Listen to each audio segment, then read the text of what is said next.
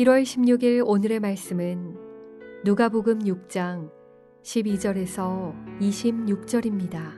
이때 예수께서 기도하시러 산으로 가사 밤이 새도록 하나님께 기도하시고 밝음에 그 제자들을 부르사 그 중에서 12를 택하여 사도라 칭하셨으니 곧 베드로라고도 이름을 주신 시몬과 그의 동생 안드레와 야고보와 요한과 빌립과 바돌로메와 마테와 도마와 알페오의 아들 야고보와 셀롯이라는 시몬과 야고보의 아들 유다와 예수를 파는 자 될 가롯 유다라.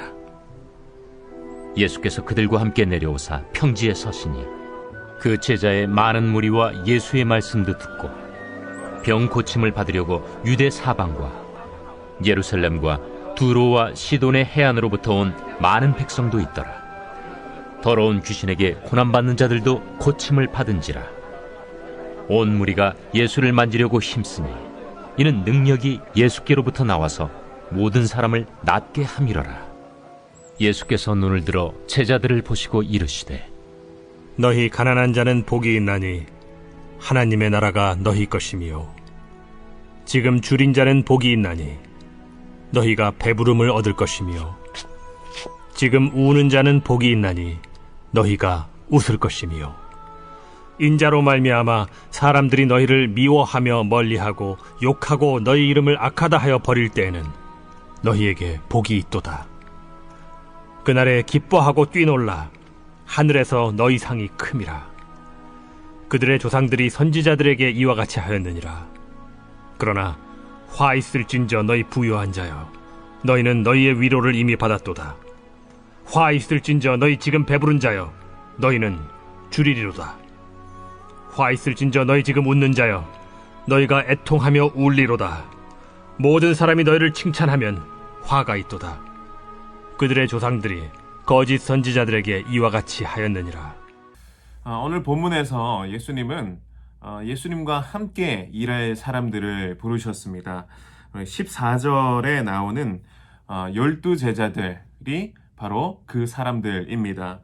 그리고 그 부르심을 받은 사람들은요, 예수님과 함께 일할 뿐만 아니라 이후에 예수 공동체를 만들어 갔던, 또 그 공동체를 이끌어 갔던 그런 사람들입니다.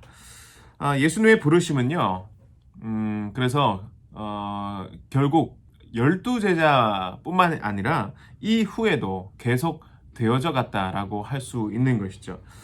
그러나 우리는 처음 부르심을 받은 사람들의 중요성을 생각하지 않을 수가 없습니다. 왜냐하면 이 사람들은 예수님과 가장 가까이에서 예수님의 가르침을 받았고, 또 사람들로 하여금 사도라고 하는 칭호를 얻은 사람이기 때문인 것이죠.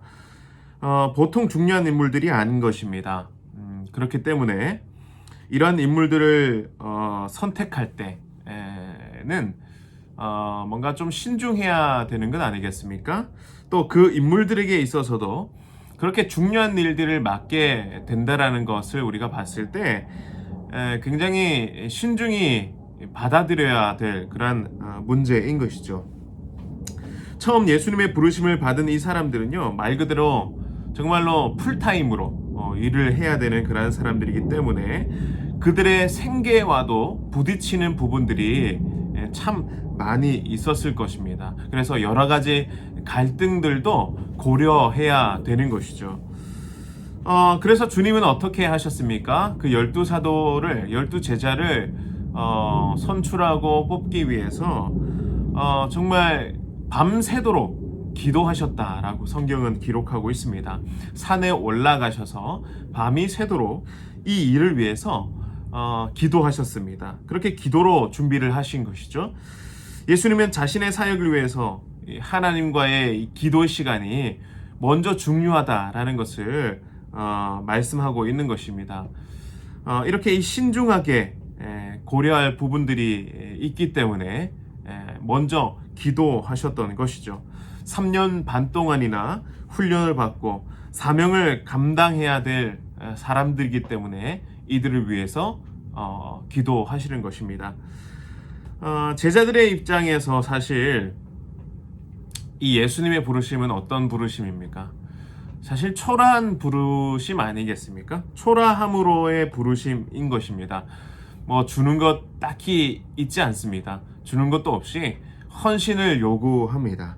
자기 사역은 없이 예수님을 쫓아 따라가야 되는 겁니다. 그것이 그들의 일인 것이죠.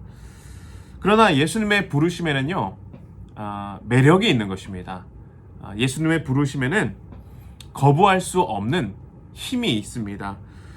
은혜가 있었고 보람이 있었습니다.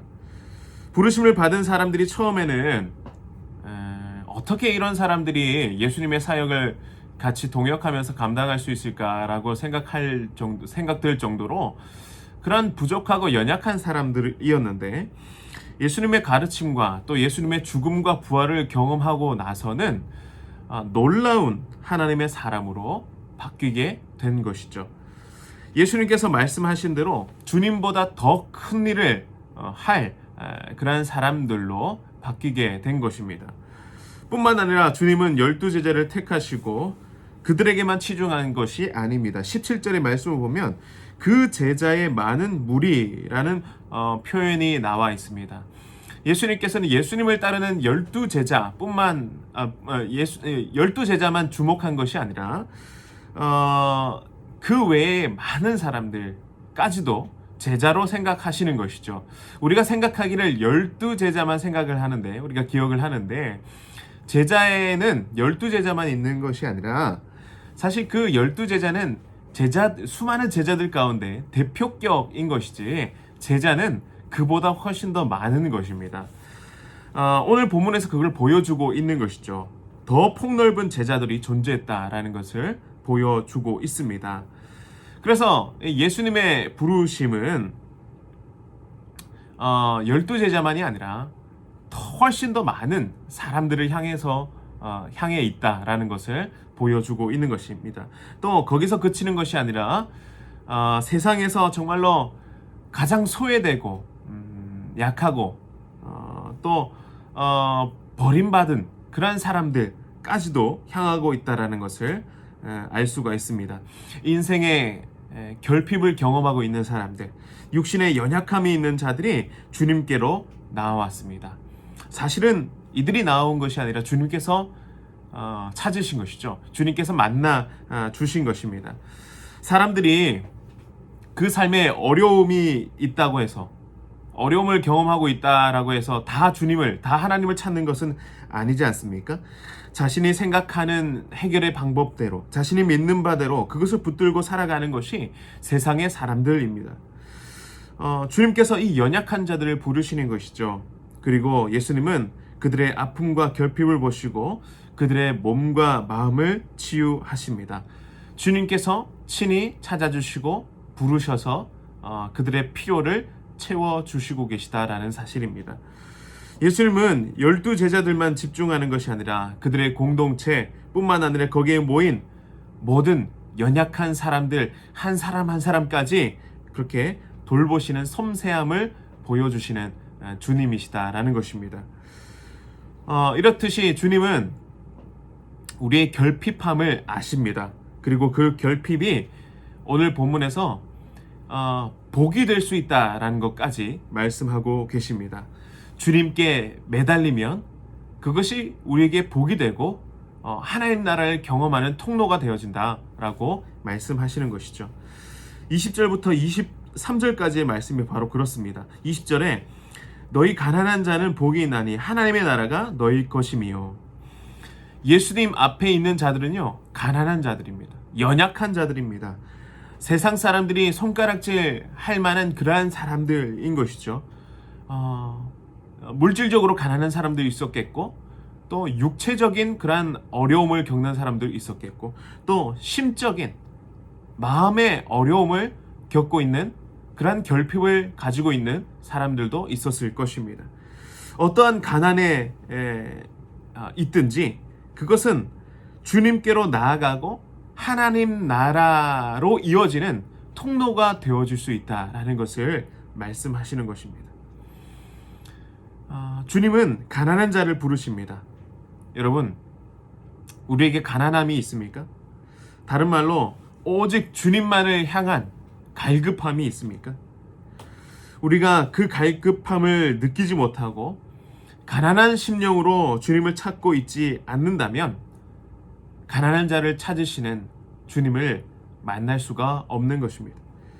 오히려 24절부터 말씀하시는 화를 면치 못하는 자들의 처지와 같이 될지도 모르는 것입니다. 여러분, 예수님께서는 사람들을 부르십니다. 왜냐하면 하나님 나라를 얻게 하기 위해서입니다. 예수님은 말씀 가운데로 그들을 부르셨고 회복 가운데로 사람들을 부르셨습니다.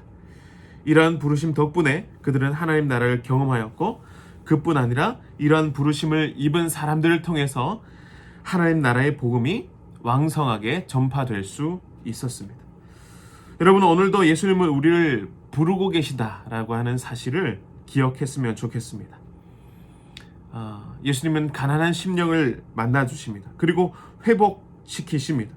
주님밖에 답이 없음을 확신하고 기도할 때 하나님 나라를 경험케 해주십니다.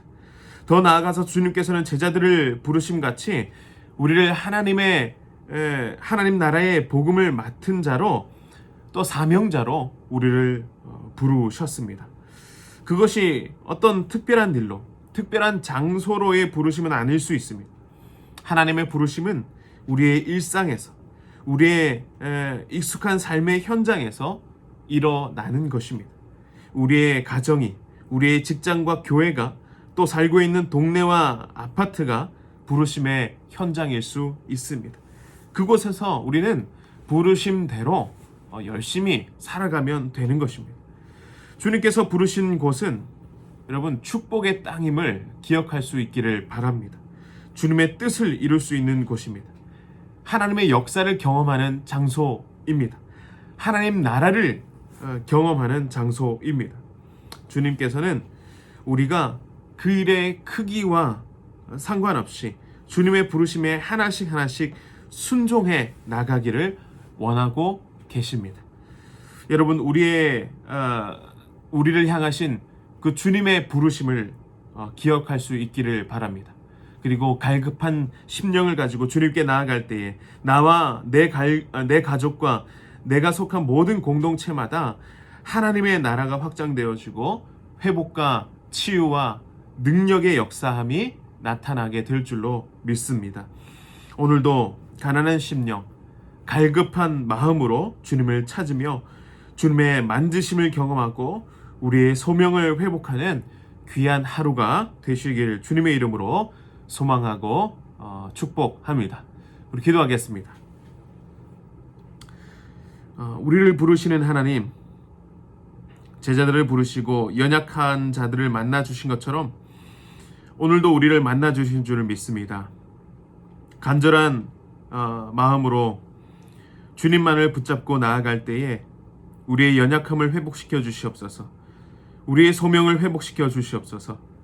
말씀 따라 믿음 따라 살아갈 때 하나님 나라가 나의 삶의 현장 가운데 놀라운 영향력으로 나타나는 것 경험하게 하여 주시옵소서. 오늘 이 하루도 주님 덕분에 복과 은혜로 충만한 하루 되기를 원합니다. 함께하여 주시옵소서. 예수님의 이름으로 기도드리옵나이다. 아멘.